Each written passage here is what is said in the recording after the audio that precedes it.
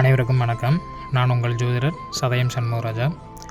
+2க்கு பிறகு என்ன படிக்கலாம்? முக்கியமாக பொறியியல் துறையில். இப்போ பொறியியல் துறையில் இன்ஜினியரிங்கில் பிஏ இசிஇ படிக்கணும் அப்படின்னா அவங்களுடைய ஜாதகத்தில் புதன் ராகு சனி செவ்வாயுடைய தொடர்பு ரொம்ப பலமாக இருக்கணும்.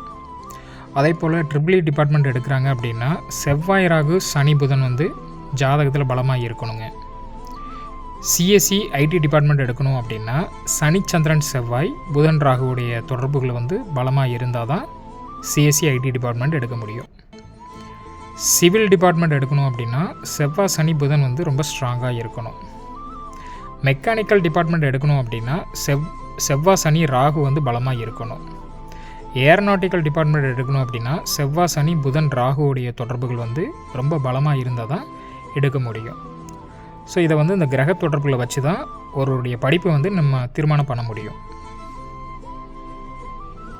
நீங்கள் படிக்க விரும்பக்கூடிய படிப்பு என்னங்கிறது கீழே கமெண்ட் பாக்ஸில் கமெண்ட் பண்ணுங்கள்.